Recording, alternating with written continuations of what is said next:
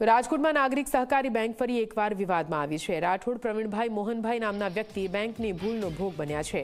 નાગરિક બેંકમાં ધાતુ ધરાવજા અરજદારનું નામ એક વ્યક્તિની લોનમાં બેંકે ઉમેરી દીધું। ભળતું નામ હોવાથી ભૂલથી લોનમાં ફરિયાદીનું નામ ઉમેરાયું, જેની જાણ અરજદારને બેંકે નોટિસ મોકલીને થઈ। અરજદારે આરબીઆઈમાં ફરિયાદ કર્યા બાદ ભળતું નામ હોવાથી ભૂલ થયાનો બેંકે સ્વીકાર કર્યો, પરંતુ બેંકની ભૂલના કારણે અરજદારનો સિબિલ સ્કોર ઓછો થઈ ગયો છે। સિબિલ સ્કોર ડાઉન હોવાથી અરજદારની લોન મંજૂર નથી થઈ રહી। બેંકે ભૂલ સ્વીકારી છતાં સિબિલ સ્કોર ન વધતા ગ્રાહક થઈ ચૂક્યો છે પરેશાન। 2019થી અરજદાર બેંક સામે લડાઈ લડી રહ્યો છે, ત્યારે બેંકના ખાતા ધારકને જાણ વિના લોનમાં સાક્ષી બનાવી દેતા ઉઠ્યા છે સવાલો।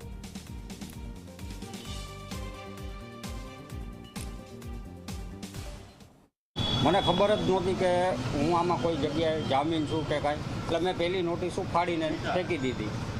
મારા ફાધર બીમાર હતા અને એ સમયે પાછી આ નોટિસ આવી, એટલે મેં થોડુંક વાંચ્યું કે આમાં હું આ વ્યક્તિ નથી। મેં મારા ડોક્યુમેન્ટ લઈ અને હું નાગરિક બેંકે ગયો કે ભાઈ આ તમે મારા ડોક્યુમેન્ટ, આ મારી ચેકબુક, આ મારી પાસબુક, મારે આ લોન ભરવી છે, તમે ફાઇલ લઈને આવો। એને જોયું એટલે એને એવું કીધું કે આ વ્યક્તિ જ તમે નથી ગયા।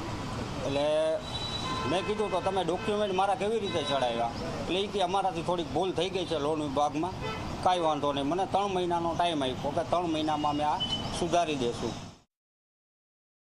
મને ક્યાંય લોન થતી નહોતી અને મારા ફાધરે એને ખબર પડી કે મારા છોકરા ઉપર જે તે એને એવું જ હતું કે આની ઉપર જ છે બધી, એટલે એને ત્યારે આત્મહત્યા કરી લીધી મારા ફાધરે।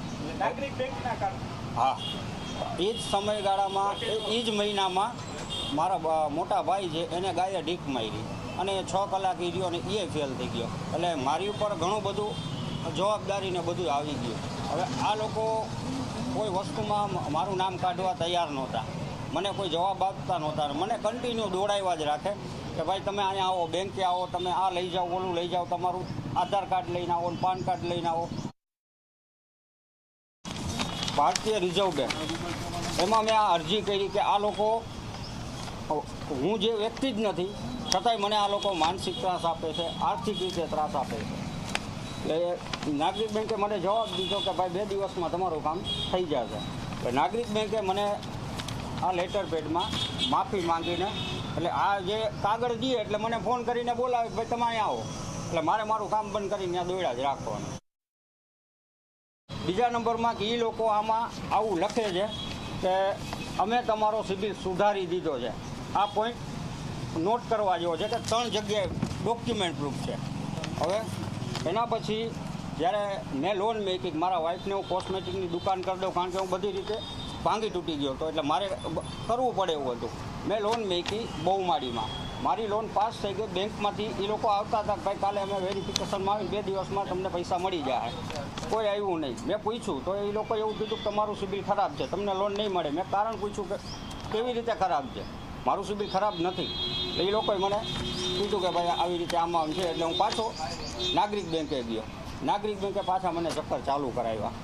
એના પછી હું કંટાળીને મેં ચેરમેનને આ રૂબરૂ ગયો અને લેખિતમાં દીધું। ચેરમેનનો ફોન આવ્યો, 2 દિવસ કન્ટિન્યુ મારી યાર વાતે કરી અને એ લોકોએ પછી મને બેંકે બોલાવ્યો કે તમે બેંકે આવો। બેંકે આવી અને મને બતાવ્યું કોઈ આ ફોનપેમાં એમાં કે અલા સિબિલ રિપોર્ટ જે તે ફોનમાં હોય એમાં ભાઈ અમે તમારું કાઢી નાખ્યું છે આમાંથી નામ, હવે તમારું નામ આમાં ક્યાંય છે નહીં, કાંઈ વાંધો નહીં। એને મને કાગળ આપ્યું કે આમાં સાઇન કરી દો, મેં સાઇન કરી દીધી। પણ અમુક ટાઈમે મેં પાછી લોન મેકી એટલે મારી લોન પાછી કેન્સલ થઈ। હવે આ કન્ટિન્યુ આ જ વસ્તુ કરવામાં મારે બહુ હદબારા ધક્કા થયા। હવે એમાં એવું બતાવે છે કે 2 લોન એક્ટિવ છે, જે 2,40,000 વાળી જે એ ભાઈ નાગરિક બેંકમાં જે જામીન પડ્યા હતા, પ્લસ 3 લાખની 4 લોનું છે જીવન કોમર્શિયલ બેંકની। એટલે મને એવી ખબર નહોતી, પણ આમાં એના નંબર જે મારા નંબર હોવા જોઈએ, મારા પાન કાર્ડ નંબર હોવા જોઈએ, મારા ખાનદાનમાં કોઈ આગળ પાસપોર્ટ નથી, આમાં પાસપોર્ટ બોલે છે, મારું ડ્રાઇવિંગ લાયસન્સ આમાં નથી। અને આ સાથે અત્યારના સમાચાર બસ આટલું પડે પણ